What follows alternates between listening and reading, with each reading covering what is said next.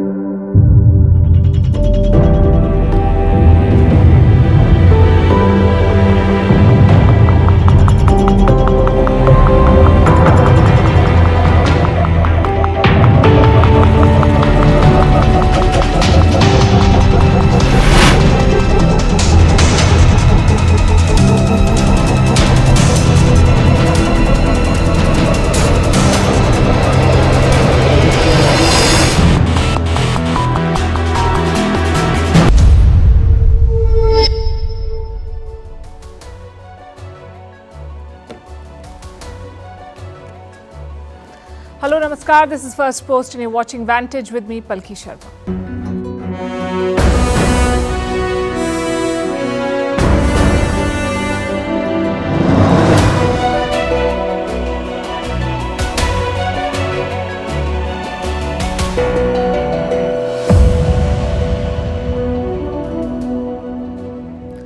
The war in West Asia is spreading. It was Israel versus Hamas before. Now it's the West versus the Houthis. The Houthis have been attacking ships in the Red Sea since November.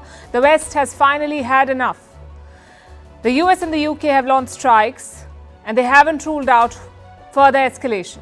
Tonight we'll tell you how this could trigger a much bigger war in West Asia. In the Maldives, President Muizu wants Indian soldiers out. He set a deadline. Is this now a personal battle for him? And it's not just the Maldives. Some other Indian neighbors are also having second thoughts about India. We'll tell you why and what this means for New Delhi. In Taiwan, it's a win for the pro-independence ruling party again. In China, there are fears of another Wuhan virus resurgence. In Pakistan, eggs are selling for 400 rupees a dozen. And in India, passengers are punching pilots and eating dinner on the tarmac. What's going on with the country's aviation sector? All of this and more coming up. The headlines first. Indian Prime Minister Modi speaks with Russian President Putin. They discussed the Ukraine war and Russia's presidency of the BRICS. The leaders also wished each other well in the upcoming elections. The phone call comes as the war in Ukraine nears 2 years. A suspected car ramming in central Israel kills a woman and injures at least 13 others. 2 Palestinians have been arrested.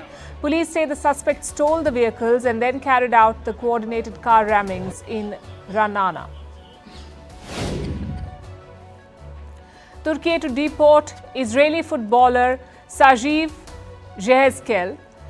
He was detained for displaying a message on Gaza during a match. The 28-year-old was suspended by his Turkish team. Israel has condemned Ankara's actions. The war in West Asia has soured ties between the two regional powers. The Philippines will upgrade its outposts in the disputed South China Sea. This comes amid rising tensions with China. Recently, there have been multiple standoffs between the two countries in the disputed reefs. Manila and Beijing have a long history of maritime territorial disputes. Zambia is battling its worst cholera outbreak in years. More than 350 people have died. There are nearly 9,000 active cases. The president has urged citizens to relocate to villages to decongest major towns. And it's raining money, but only for the super rich. Since 2020, the world's 5 wealthiest men have more than doubled their fortune, while 60% of the world's poorest, are almost 5 billion people, have become poorer.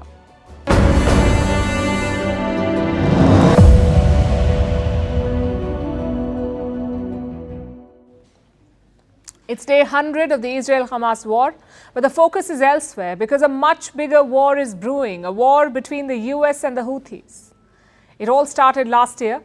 Yemen's Houthis began attacking commercial vessels. Some 26 ships have been targeted so far, most of them in the Red Sea, and this has hit businesses. Trade through this route is down by 40%, 40% down. Most ships are avoiding the Red Sea. Instead, they're taking the long route around Africa. So what did the US do? They cobbled up a coalition to fight the Houthis, and on Friday, this coalition hit back. Missiles and rockets pounded targets in Yemen. Take a look at this.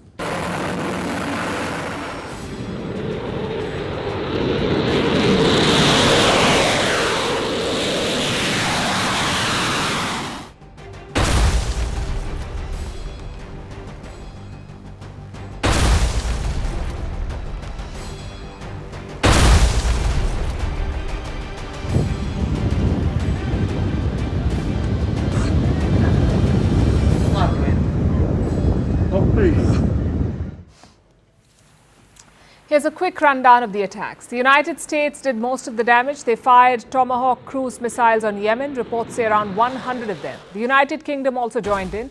Their fighter jets dropped guided bombs on Houthi targets. And casualties?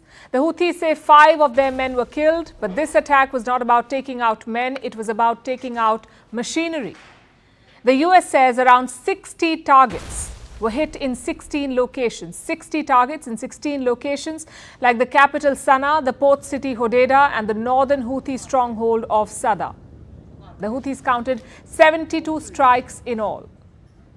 So what's the strategy here? US President Joe Biden wanted to dismantle Houthi attack sites to limit their ability to target ships. And did he achieve that? Both Biden and his allies say yes, they did.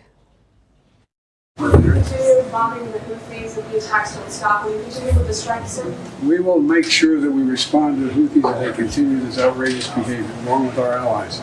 Were the strikes successful last night, sir? Yes. I don't think there's any civilian casualties. That's another reason why it's a success. Well, we've carried out a series of strikes together with allies which will, we believe, degrade and disrupt the capability. The types of things that we've targeted are launch sites for missiles and for drones. Initial indications are that those strikes have been successful. Now, there are 2 things to note here. 1, Joe Biden says he could order more strikes, and 2, he thinks the attack was a success. I'm afraid he spoke too soon. Take a look at how Yemen responded to the airstrikes. A sea of people hit the streets, they chanted anti-US slogans, they burnt the US flag, and they called for retaliation. And that's exactly what the Houthis are doing. Because 48 hours later, they were back at it. The Houthis launched a cruise missile at a US warship, the USS Laboon. That's what they targeted. The missile was shot down by a fighter jet, but chances are the Houthis will try again, and there lies the risk. What if one of these missiles or drones hits an American ship? What if it kills a US sailor? Then Joe Biden will be tempted to escalate. After all, it's an election year in the US. No one wants a president who cannot protect his soldiers. So this is a risky game. And there's a downside too. If Biden escalates the fighting, Houthi allies could join in. They could join the battle on Yemen's side. Who are these allies? The Hezbollah in Lebanon, Shia militias in Iraq, or the Iranian armed forces. All of them support the Houthis. If they join the conflict, it could trigger a much bigger war, and the US and its allies on one side, Iran and the Houthis on the other. That's what we'll have. And what would such a war look like? Maybe the Russia-Ukraine war times 10. So US President Joe Biden faces a tough call. His preferred option is airstrike, shoot and scoot. Don't get too close to the action. That's what he wants to do. But that may not work against the Houthis because remember, these are battle-hardened fighters. They've braved relentless carpet bombing by Saudi forces for years. So a few cruise missiles will not spook the Houthis. Plus, there are legal questions. Biden and Sunak just bombed a country. They did so without taking their parliament's permission, without taking the United Nations permission. So questions are being asked. Prime Minister Rishi Sunak will address the British MPs today. Joe Biden is being asked to explain himself by the US Congress. The question is, what happens next then? We can't rule out more strikes. So this could end up becoming a tit-for-tat saga. At the same time, we are seeing more diplomacy. Look at these 4 developments. Number one, the US has sent a private message to Iran. Now, Iran, as you know, supports the Houthis. Washington is now using back channels. They're asking Iran to control the rebels. Development number 2, India's Foreign Minister S. Jaishankar is in Iran. Multiple Indian ships have been attacked so far. Some 10 Indian warships are guarding the Indian Ocean. So clearly, New Delhi is worried about these developments. Minister Jaishankar will be hoping to leverage India's ties to keep Indian ships safe. Development number 3, the UAE has criticized the Houthi attacks. And why is that important? Because no Arab country has spoken against the Houthis so far, or had spoken. They only disagreed in silence. But now Abu Dhabi has broken that silence. Maybe more Arab nations will follow. And development number 4, China is suddenly concerned. Their Foreign Minister Wang Yi visited Egypt on Sunday. Listen to what he said. The situation in the Red Sea has escalated sharply recently, and China is deeply concerned about this. The waters of the Red Sea are an important international trade channel for goods and energy.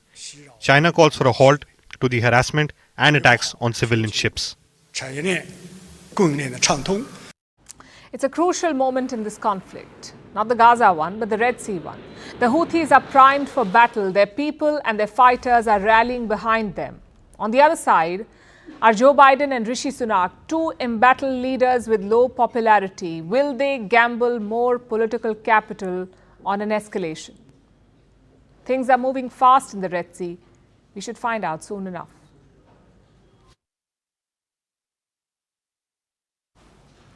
Now let's take stock of another conflict. India versus the Maldives. It's intensifying. The headlines are going from bad to worse. It started with some ministers speaking against India and calling Prime Minister Modi names.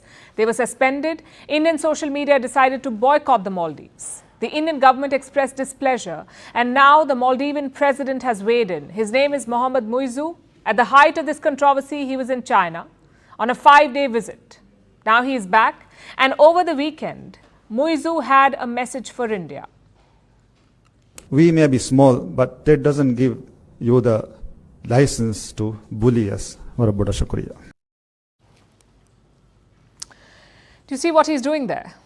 Painting India as the enemy. It's an old strategy for him. It won him the election. He came to power 2 months back, and since then he's been at it, speaking and acting against India.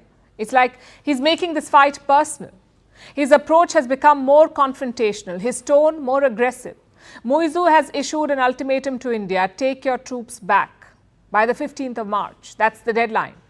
A meeting was held yesterday between officials from India and the Maldives, and here the deadline was announced. Indian troops should leave the Maldives by March 15. And how many Indian troops are there? More than 70. What are they doing in the Maldives? Offering support. Let me explain. A few years ago, India donated some aircraft to Mali, 2 helicopters and a Dornier aircraft. They were given in 2010 and 2015. What for? To deliver humanitarian aid, for rescue and reconnaissance, and for medical evacuations. India says these soldiers are stationed in Mali to assist in these operations. And they were sent there on Mali's request. In 2009, Mali reached out to New Delhi. It was worried about terrorism. It lacked military assets. It had no surveillance capabilities. So the island resorts were vulnerable. Mali feared that terrorists could take over the resorts. So it turned to India for help, and India obliged.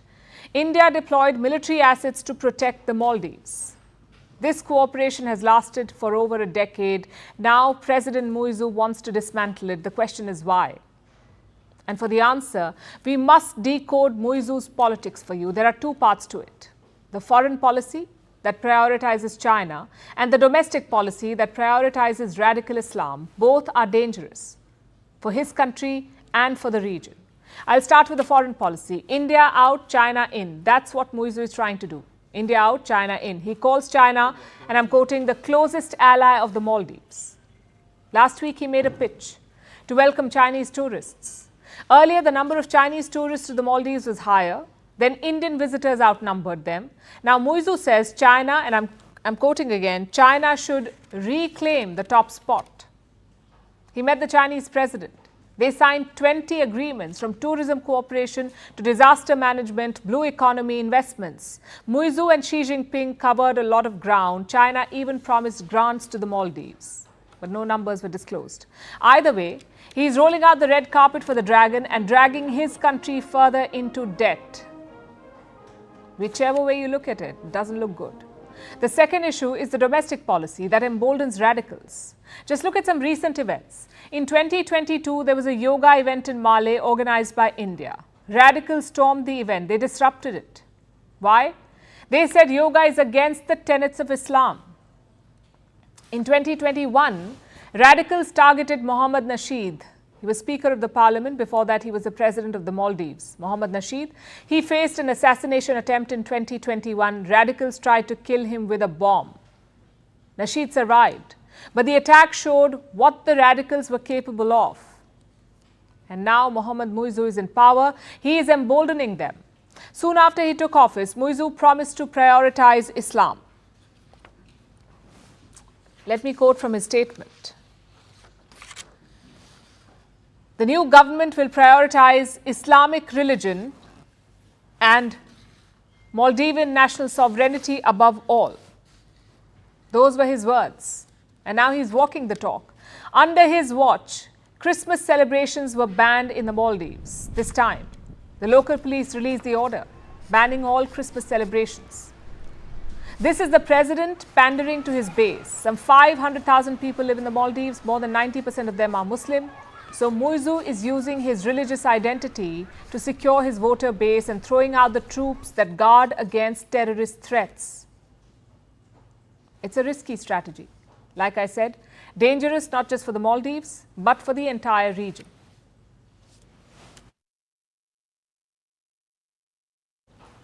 So Muizu is serious about India. He wants New Delhi out of the Maldives. But here's the bigger problem. It's not just Malé. Most South Asian capitals seem to be having a rethink, like Nepal and Sri Lanka. Now, obviously, this raises questions. Like, why is it happening? What will be the impact? And what can India do to fix it?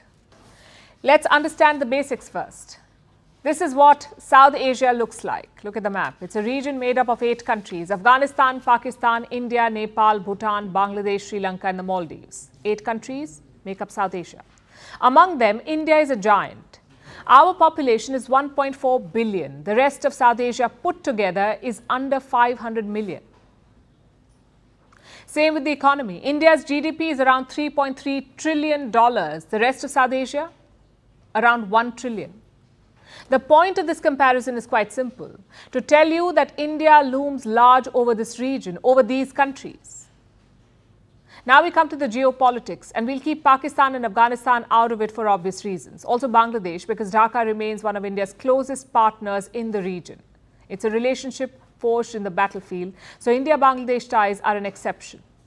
Let's focus on the rest, because they have all been traditional allies of India. Whether it's for trade or investments or disaster relief or tourism and cultural exchange, New Delhi is fiercely protective of this region. It's been like India's strategic backyard. But now it's changing. In 2020, Nepal triggered a spat with India. Their new map showed Indian territories as part of Nepal. In Sri Lanka, China is everywhere. From roads to bridges to ports to airports, Colombo also welcomed Chinese spy vessels in the last few years. These were unprecedented moves. In Bhutan, you had border talks. Their then foreign minister visited China last year. He agreed to settle the Bhutan-China border soon. Just one problem though, India was not in that room.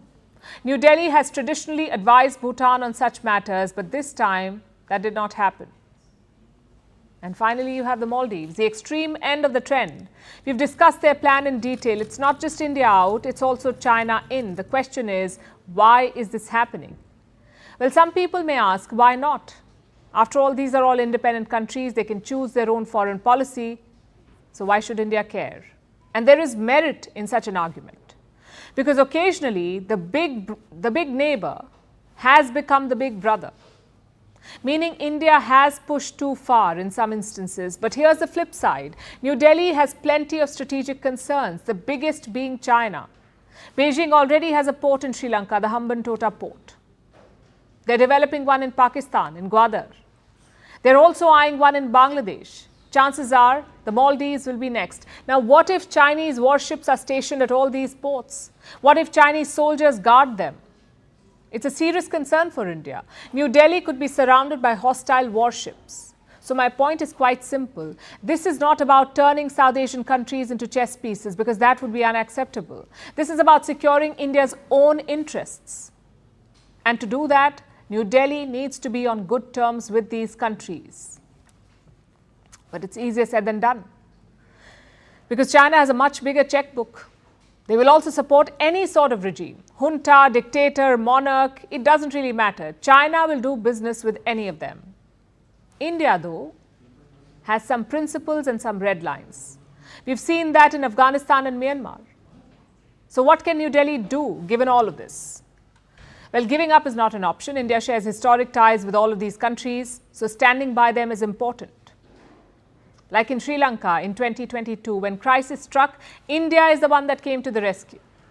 Or in Nepal during the earthquake of 2015. Or in the Maldives during the water crisis of 2014. India has and should remain the first responder.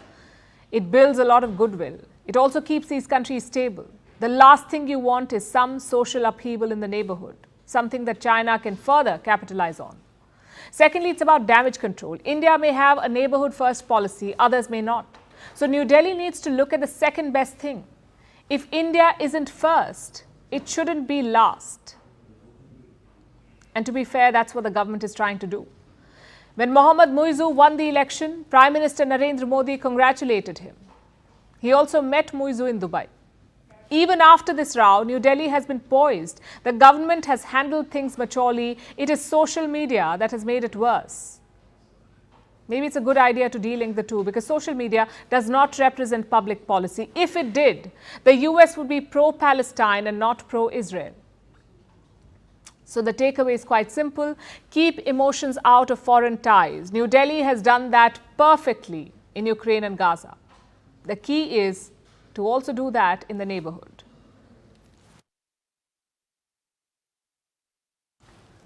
And speaking of tense neighborhoods, let's look at what's happening in Taiwan. Taiwan held elections on Saturday, and the ruling party won. That's the Democratic Progressive Party. They've managed to hold on to the presidency, and this man is the president-elect, Lai Ching-te, who also goes by the name William Lai. He's also the current vice president of Taiwan, so basically he's got a promotion. But not everyone is happy about it, especially China. Beijing is furious at the election result. On the other hand, the US is quite pleased. In fact, Washington has sent a high-level delegation to Taiwan to congratulate Lai Ching-te on his victory. And this delegation is being led by a former US National Security Advisor. He met Taiwan's president-elect today, and this is what he had to say.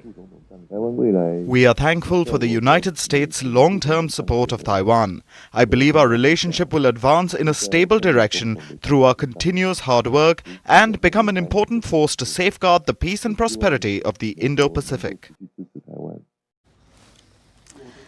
That is Dr. Lai Ching-te, the son of a coal miner who became a Harvard-educated doctor, eventually joined Taiwanese politics and became a thorn in Beijing's side. Lai has been navigating Taiwan's politics for years. He served as a member of parliament for over a decade. Then he became the mayor of the city of Tainan for about 7 years. Then he was chosen as Taiwan's premier in 2017. In 2020, he became the vice president, and now he'll be the president. It's quite the political journey.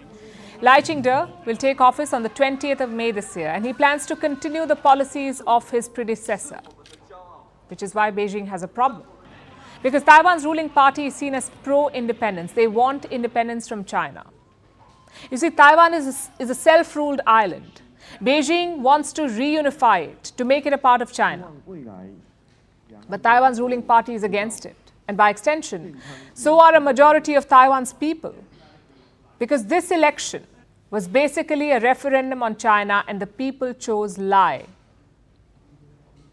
He once called himself a pragmatic worker for Taiwan independence. And this is a red line for China. They will never allow Taiwan to become an independent nation if they can help it. They keep saying a reunification will be achieved by any means necessary, even an all-out invasion, a war. Beijing refuses to rule out that possibility of taking Taiwan by force. Which is why Lai Ching-te is the worst possible choice from Beijing's perspective. He is pro-independence, he has good ties with the US, and he's vowed to defend Taiwan in the face of Chinese aggression. It's the worst combination for Beijing. So as you can expect, they're acting out. Yesterday, China conducted a live-fire naval drill. They made it a point to use a boat that succeeded older models, the 611. The older boat fought in a battle between China and Taiwan way back in 1965, and China says it won that battle.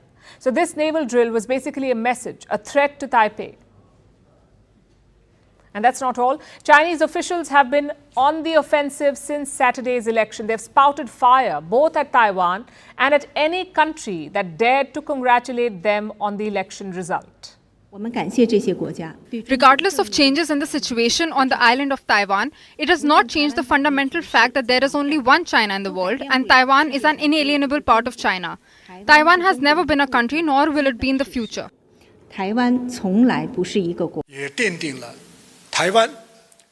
Anyone who violates the One China principle in the international community is interfering in China's international affairs and infringing on China's sovereignty, and will surely be opposed by the entire Chinese people and even the international community.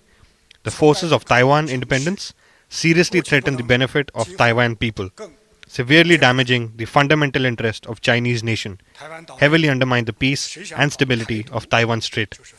This is a road that will lead to a disaster and a dead end. Despite the dire warning, some countries have sent good wishes to Taiwan. The US, the UK, France, Singapore, Japan, all of them congratulated the island. India has not commented on the election yet or sent a message to Taipei. But Beijing is upset about the others, although they did have a diplomatic victory today. One of Taiwan's last allies has abandoned it in favor of mainland China. We're talking about the Pacific island of Nauru, the Pacific island nation of Nauru. They've dumped Taipei. Let me explain how this works. Most countries officially follow the One China policy, including India, the US and its Western allies.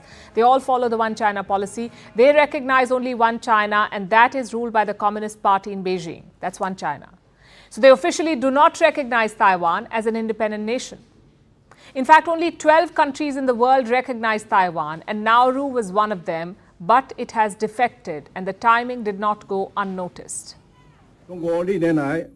China has been deliberately trying to lure our diplomatic allies over the years and activated the plan during a critical moment after our election was over, with the aim to attack the freedom of democracy that Taiwanese are proud of. This is how it blatantly shows the totalitarian nature of communism to the world.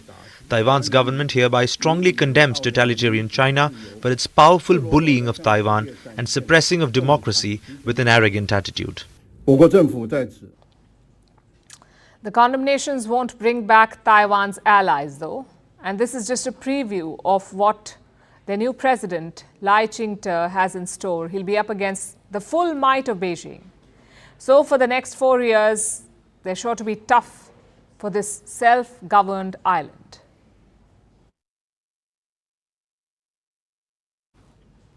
Meanwhile, China is bracing for another attack from its homegrown virus, the Wuhan virus. A resurgence is being reported thanks to a new subvariant called the JN1. Now, JN1 is linked to the Omicron that drove a surge in cases 2 years back. It's from the same lineage. But JN1 carries a mutation, something that gives it extra immune evading capabilities, and that is what makes it so contagious. China's current rate of cases is quite low, but authorities are worried about a rebound. So will the pandemic make a comeback in China? And more importantly, is Beijing prepared to deal with it this time? Our next report tells you. Residents dragged from their homes, patients sent away to quarantine camps, strict lockdowns, mass testing, constant scanning of health codes, huge protests. China has seen it all since the Wuhan virus first spread across the country. Since 2020, Beijing has tried it all. There was zero COVID, vaccinations, controlled movement. Then there was reopening. There was deletion of COVID data. Also, how the virus first emerged. Beijing's Wuhan virus story may look like it has come a full circle, but it isn't over yet, even after 4 years. For the rest of the world, the Wuhan virus is a distant memory, but China is wary again. Health authorities predict another resurgence, and it could be fueled by the new JN1 subvariant. The JN1 is a new COVID-19 variant. It is linked to Omicron, but it has greater immune-evading capabilities, and that is what makes it contagious. The WHO has called it a variant of interest, which means they are tracking it. At least 40 countries have detected the JN1 variant. Many of them are seeing a surge. China too is bracing for a rise, and it's because of 3 reasons. One is this new dominant variant. Second is a gradual downward trend in influenza. And 3, decline in population immunity. Authorities worry all of this might lead to a Wuhan virus resurgence this month, with the JN1 becoming the most dominant variant in the country. For now, the Wuhan virus cases remain low. Medical services too are stable. Most respiratory diseases are influenza. But authorities are worried about an upward trend in cases, especially those linked to the JN1 variant. With the approach of the winter vacation and the spring festival holiday, large-scale population movement and gatherings may accelerate the spread of respiratory diseases. It is essential to enhance monitoring and early warning, strengthen the management of key locations, and focus on key prevention and control measures. So is China equipped to handle another resurgence? Hospitals are already preparing. Training programs are on the rise. There is more human resource allocation, and they are using technology to streamline the process. So Beijing looks prepared, but has it learnt its lessons? With China, you can't really tell. Transparency and truth have never been their strong suit anyway.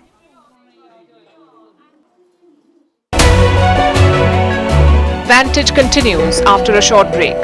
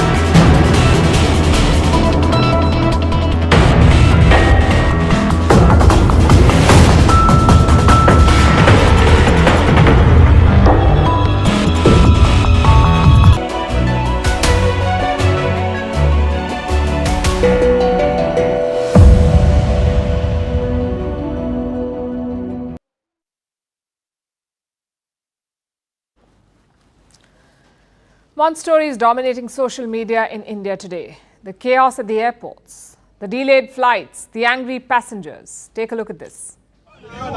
Please, let's not. You are lying.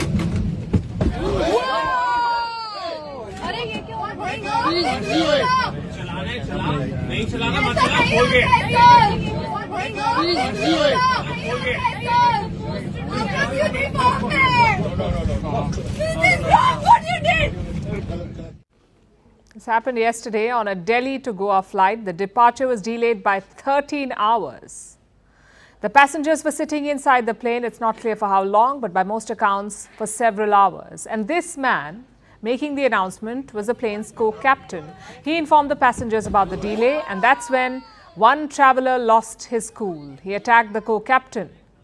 Now let me say this, nothing justifies this behaviour, this sort of an attack. But the last 48 hours have been ugly for Indian aviation. Hundreds of passengers have been left stranded, leading to overcrowding at many airports. Airport staff have been under immense pressure. They're dealing with many frustrated, upset and angry passengers. The situation is quite bad. Take a look at this now.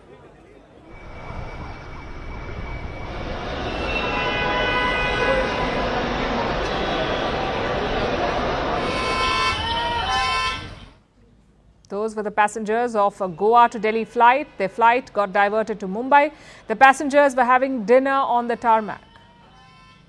And what triggered this chaos? Fog. A thick blanket of fog has engulfed North India. It is severely impacting air travel, especially from New Delhi. The pilots cannot see the runway. Visibility has been close to zero. So they cannot fly the planes.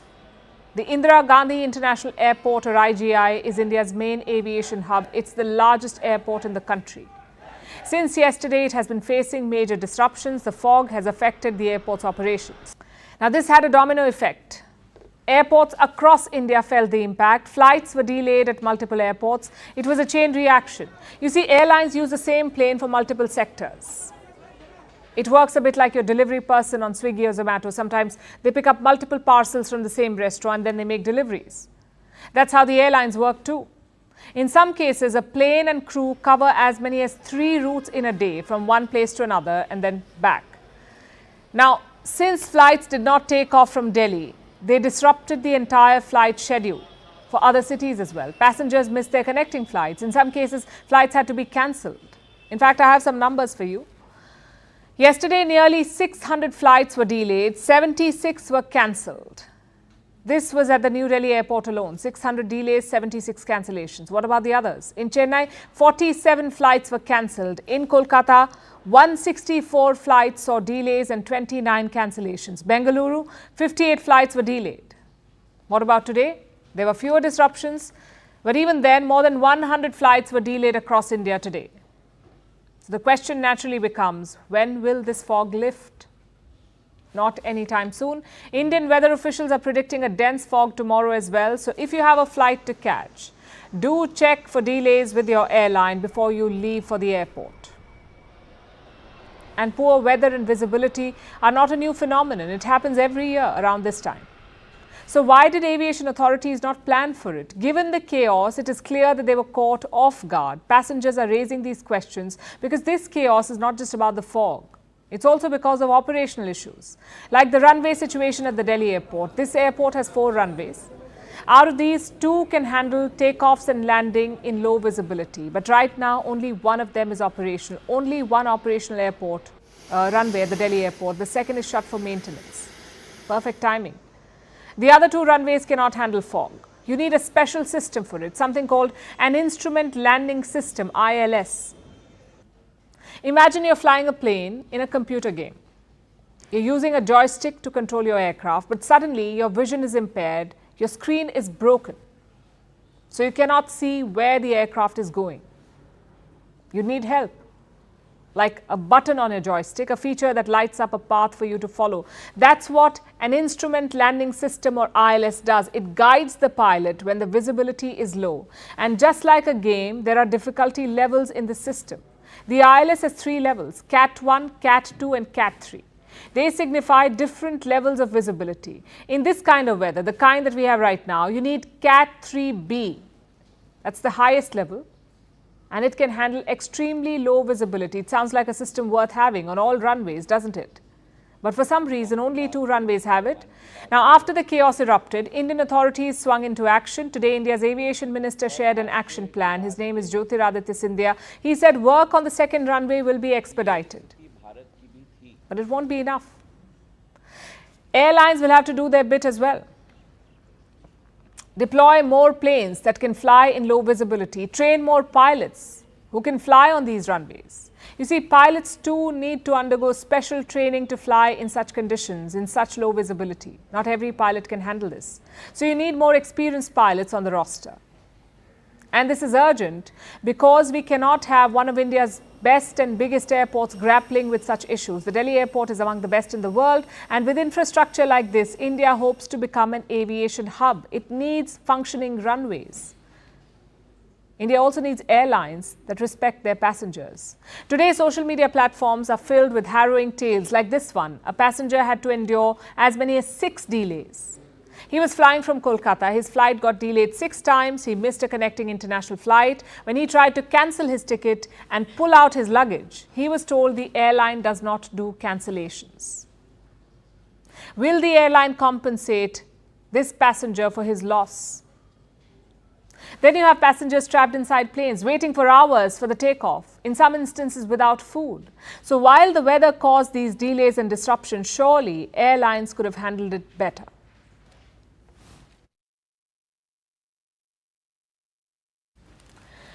Now to America. It's a frigid morning in the state of Iowa. There's snow, there's freezing temperatures, but in high school gyms and town halls, the political race is heating up. Republicans are out of their homes.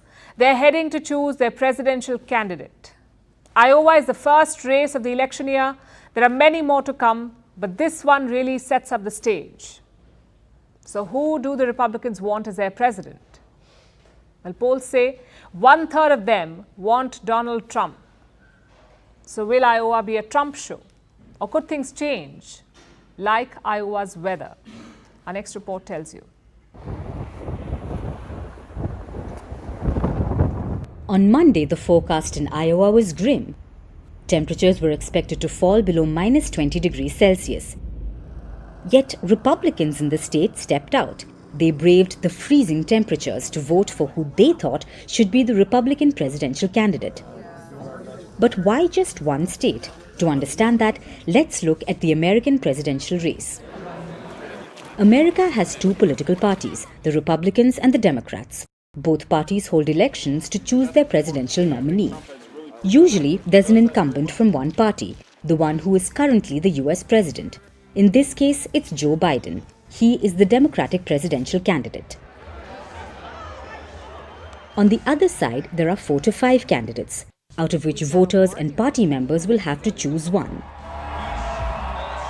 This is done in 2 ways. One is a primary. It's like a mini election. Voters cast their ballots, it's counted, and the winner is announced. Then there's the caucus. This is more of a town hall event. Party members gather in one place, they declare their preferences, and a candidate is chosen.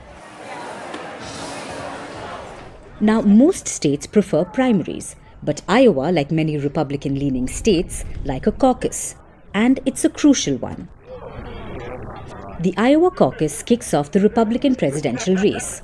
Whoever wins here has 2 advantages: an early lead in the race and momentum to win the following states. So who will it be for the Republicans this time around? There are 5 candidates. And of course, leading the field is Donald Trump. 48% want him as the presidential candidate. His campaign expects Iowa to be a blowout, like a Trump show. And together we will make America powerful again. We will make America wealthy again. We will make America strong again. We will make America proud again. We will make America safe again. And we will make America great again. Then there's Nikki Haley, the former US ambassador to the UN. She wasn't doing too well at the start of the race, but she has slowly and steadily gone up the field. She's polling at 20%, so still miles behind Donald Trump. Another hard truth. I think President Trump was the right president at the right time. I agree with a lot of his policies. But rightly or wrongly, chaos follows him. You know I'm right. Chaos follows him. And we can't have a country in disarray and a world on fire and go through 4 more years of chaos. We won't survive it. You don't defeat Democrat chaos with Republican chaos. In third place, there's Ron DeSantis, the governor of Florida. He's polling at 16%. And lastly, there's Vivek Ramaswamy and Asa Hutchinson. They are both polling in single digits, so Trump has a towering lead. But that hasn't stopped him from taking digs at other candidates. Last week, he targeted Nikki Haley. He questioned the citizenship of her parents, a birther redux, just like he did with Barack Obama. But this week, Trump has a new target, Vivek Ramaswamy. He called Ramaswamy a fraud and a con man. Now, this is the first time he's criticized Ramaswamy, and it could be because of his campaign. They fear Ramaswamy could eat into the MAGA camp. How did Ramaswamy react? Surprisingly, he defended Trump, calling him the best president of the 21st century. But even as the candidates battle it out, Republican voters seem surer than the Democrats. At least 70% Republicans approve of Trump. Meanwhile, only 51% feel the same about Biden. Plus, his approval rating is at an all-time low. Biden's approval rating is at 33%. It's the lowest for any US president in 15 years. The Iowa caucus is just the start. The race will now move on to other states. Most people predict a 2020 rematch. But can Biden defeat Trump once again, or will Trump get his revenge?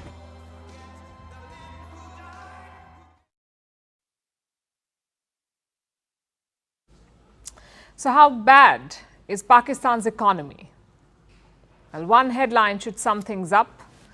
Egg prices soar to 400 rupees in Lahore. Let that sink in. 400 Pakistani rupees for 12 eggs.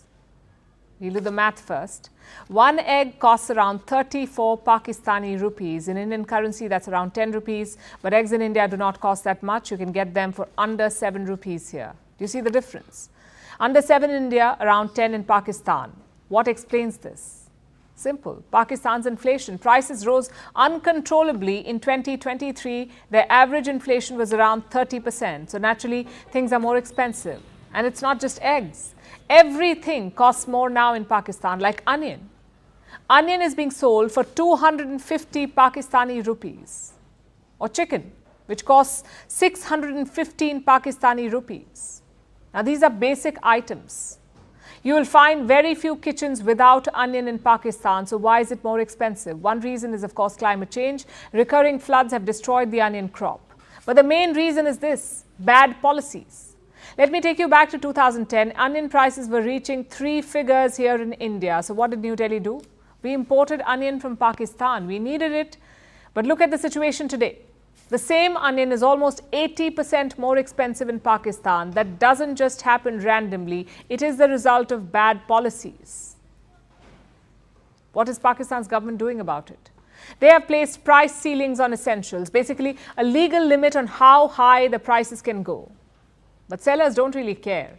Onion has a ceiling of 175 Pakistani rupees, but like we said, it's being sold for 250 rupees a kilo. Tells you how bad the situation is. And inflation is just one factor. Take your pick. Chances are it's bad news. Like foreign reserves. Pakistan has more than $8 billion, more than $8 billion in July 2023. And now, just under 7 billion. So no good news there. What about total debt? In November 2023, it stood at 63 trillion Pakistani rupees. That was the debt, 63 trillion Pakistani rupees, which is around 225 billion US dollars. A major chunk of it was borrowed in the last few years. First by the Shehbaz Sharif government, then by the caretaker. Guess how much they borrowed? Almost 12 trillion rupees, which is around $42 billion. That's 42 billion in around 20 months. And we thought Imran Khan was bad. Amid all this chaos, Pakistan is set to hold elections. The date is February 8th. If all goes to plan, Nawaz Sharif will win. He will become Prime Minister again. But could there be a last-minute delay? And here's why we ask. Pakistan's Senate has seen 3 resolutions this month. All of them demand the same thing, that elections be delayed. That's what the Senate wants. Now, the Senate is a chamber of Pakistan's parliament, the upper chamber. It is made up of 100 members. They're elected by Pakistan's provincial legislatures. Earlier this month, the Senate passed a resolution. It was proposed by an independent lawmaker. It sought to push Pakistan's election dates, to postpone them. Why? Because of cold weather and security concerns. Now, security concerns we get, but cold weather? If a cold wave can shatter your democracy, it says more about the democracy than the weather. Either way, the resolution passed. Only 14 senators were in attendance that day, so no one could shoot it down. And since then, 2 more resolutions have been tabled, the latest on Sunday. The question is, can it actually delay the poll? It looks unlikely now. For starters, the Senate resolution is non-binding. Pakistan's poll body has already rejected it. Plus, the major parties are not on board, like Imran Khan's PTI, the Sharif Pakistan Muslim League, and the Bhutto's PPP. None of these parties want a delay in the election. So chances are it won't work. And not like a delay will change anything. The army is managing this election from behind the scenes. And they have 2 goals: keep Imran Khan's party out and put Nawaz Sharif back in power.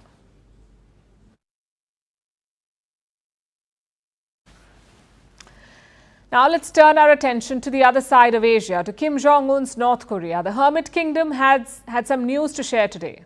It claims to have test-launched a new type of missile over the weekend. It's apparently a solid-fuel hypersonic missile. And the hypersonic part is interesting. This means the missile can fly at 5 times the speed of sound, if not faster. That kind of speed makes these missiles a nightmare for air defense systems. And North Korea says it has successfully test-launched a hypersonic missile. Even if this is an exaggeration, the question remains, how is North Korea making advanced weapons? Who is funding them? How do they have money for missiles when their people are reportedly starving? And should the world believe their claims? Here's a report. Kim Jong-un is at it again. North Korea fired a missile yesterday, and South Korea and Japan were on full alert.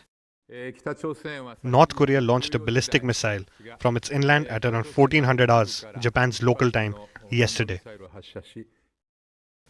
North Korean state media confirmed this today with a triumphant announcement and a single photo. Pyongyang state media claims that it was a hypersonic missile. This means that it can travel at 5 times the speed of sound or faster. There's been a race to develop hypersonic missiles in recent years, a race that Russia and China have been winning, and the US has been struggling to keep pace in. Washington and its allies are still verifying North Korea's claims. The rigorous analysis on specific details of North Korea's missile is being conducted by South Korean and the US and Japanese intelligence authorities. North Korea has been ramping up its missile development program for the last few years. In 2022, Pyongyang test-fired close to 70 missiles. There were at least 36 missile tests last year. And Pyongyang keeps showing off its new technology. It has come out with intercontinental ballistic missiles that can span half the globe. The latest Hwasong 17 and 18 ICBMs are said to have a range of 15,000 kilometers or over 9,000 miles. They can hit a target anywhere in the US. This is what the US-based CSIS missile defense project says. So there is definitely a chance that North Korea is making advances in hypersonics as well. But the question remains, how? How does one of the world's poorest nations develop the technology to make hypersonic missiles? How does it keep getting material for missiles despite international sanctions? North Korea is likely getting its technical know-how through Iran. The West's other great adversary has been helping out its fellow pariah state. Iran has a history of cooperation with North Korea. Last November, Iran unveiled its Fatah-2 hypersonic missile, and now North Korea is showing off its own. It could be a coincidence, but the timing is definitely suspicious. North Korea also shares land borders with China and Russia. Pyongyang has its people in both countries, and they help it get both technology and supplies, including contraband. Now, of course, Beijing and Moscow both deny flouting international sanctions, but new reports of their complicity keep surfacing every so often. So how does North Korea pay for all this? After all, even staunch allies won't give Kim Jong-un unlimited resources for free. Part of the answer is crypto. Cryptocurrencies have been a boon for all manner of illegal activities, and North Korea has readily turned to it for its missile funding needs. Just one Pyongyang-backed hacker group has reportedly stolen over $3 billion in crypto over the past 6 years. North Korea stole about $600 million in crypto last year alone. You know how much North Korea's missile test spree in 2022 cost? $400 to $650 million, at least. And some of the stolen cryptocurrencies definitely go into funding this. That isn't the country's only source of income. Pyongyang also sells some of the weapons it produces. These arms sales are essential for North Korea's economy. The missile tests are effectively explosive ads for their products, which would explain why the test took place yesterday. North Korea's foreign minister is in Russia right now. New bilateral agreements are expected to be signed, and if the countries are to ink new arms deals, then the hypersonic test was a good sales pitch.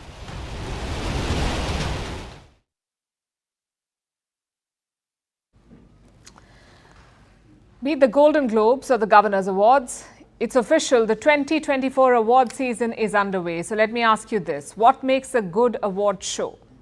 The nominations and the wins, of course, the on-stage and off-stage drama, and the red carpet. Today, red carpets are the mainstay of award ceremonies. In many cases, they even upstage the awards. Sure, they're about gowns, glitz and glamour, but they do so much more. Red carpets can make or break careers. They fuel multi-million-dollar deals and even manufacture and sell brands. In short, red carpets are an economy in their own right. And whom do they benefit? Our next report tells you. Ancient Greece explored a salmagundi of spheres.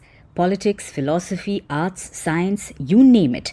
Its contributions to humanity are wide-ranging, but some are less talked about than others, including the Crimson Path. Well, the contemporary world has a less ominous-sounding name for it. We call it the red carpet. It was traditionally used to welcome royalty. Today, it still welcomes them, along with film royalty, political dignitaries, even a bunch of teenagers tick-tocking their way through it. That's because the red carpet denotes glitz and glamour. It's the mainstay of today's awards ceremonies, premieres and galas. Often enough, it's the focus of a ceremony. And just as often, it's utilized by movie stars not just to set themselves apart from us mere mortals, but also to earn big money. Because the Crimson Path has rolled out the red carpet for a microeconomy. It's the direct result of the rise of social media and the growing influence of those behind the scenes. Stylists, hair and makeup artists, photographers, nail technicians, trainers, dermatologists, nutritionists. It's a very long list. Until recently, such professionals functioned in the background. Today, they are image architects. They work together to curate a celebrity's image, then maximize it. Because the red carpet is nothing but an ultimate advertising opportunity. It has been a carefully cultivated marketing tool, and for generations, it has boosted a variety of bank accounts, but mostly that of actors. For instance, the Barbie star Margot Robbie attended the 2018 Oscars. She was wearing Chanel. Her team milked this opportunity. She became the new ambassador for the brand. Michelle Williams did this with Louis Vuitton. Leonardo DiCaprio did it with Giorgio Armani. This is a completely common arrangement. Stars sign up with a big brand and make certain appearances every year in their clothes, shoes and bags. This is an open secret in the industry. If you weren't aware, we'll make things even clearer. No, your favorite actress did not pick up her own gown. She simply chose it from a limited selection of options under very specific guidelines. What we see on the red carpet is created by global brands, and it's often bought. Like this $30 million diamond that Lady Gaga wore. It was sponsored. Or this chic Dior dress worth $4 million that Jennifer Lawrence wore. Again, sponsored. Lawrence had a $15 million deal with Dior, meaning she would only wear that brand to red carpet events. Yet there is industry-wide discomfort to talk about this. Celebrities rarely declare the endorsements they receive or the money that comes with it. But according to reports, stylists get anywhere between $30,000 to $50,000 when they broker deals between brands and celebrities. Actors get anywhere from $100,000 to $250,000 for a single red carpet appearance. Sometimes the figures go up to 7 digits. Many actors make more money on their red carpet endorsements than on being an actor. Influencers also benefit from this. They are the hottest red carpet accessory, so they're invited to show up at awards ceremonies or movie premieres. They can earn up to $10,000 per deal. In its essence, what you see on red carpets resembles what you see in movies. Most of it is not real. Red carpets are the ultimate marketing tool, and they're not going away anytime soon, because they're a mutually beneficial relationship. Celebrities get to look great, brands get a famous person to wear their creation, and the rest of the world gets to ogle them.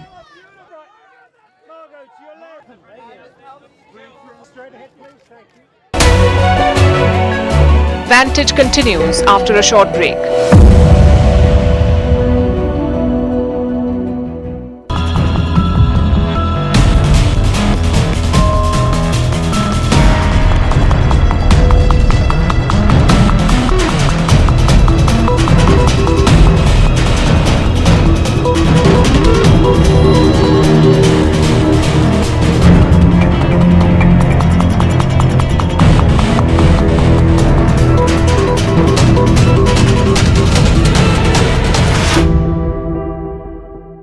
This morning was that an eruption started very close to Grindavik, which is very serious. We have been following the development of the rupture since, and actually the barriers that we have been building, even though they are not finished, we have seen that they are actually providing some protection for the town, so the lava has changed its direction. But then around noon we had a new shock when a fissure opened within the town, and there is lava flowing up from that fissure. Already several houses have gone under lava, so it's a very serious situation we're faced with here right now. The government is meeting tomorrow, and we will decide on continued support for the people of Grindavik, housing support, salary support. We need to put a lot of extra efforts in finding more housing, suitable housing for the people in Grindavik, because many of them are really in.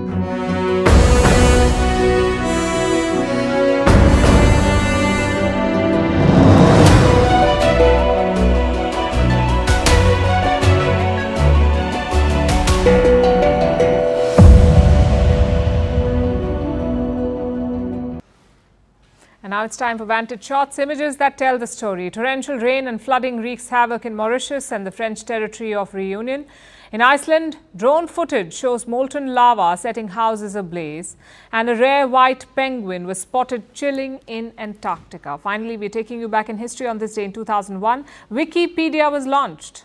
It's an online encyclopedia, free for all. The name is a mix of the Hawaiian word wiki, which means quick, and encyclopedia. That's where pedia comes from.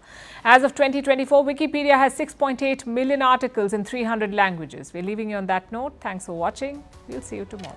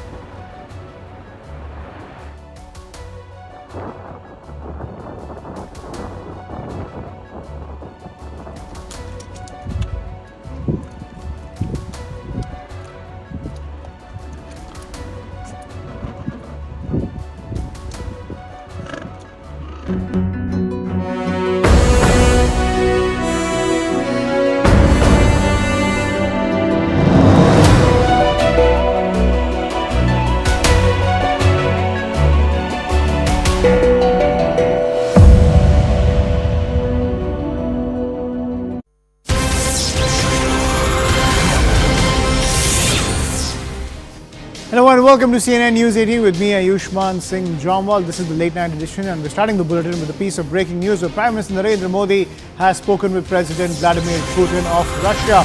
Both agreed to develop a roadmap to further strengthen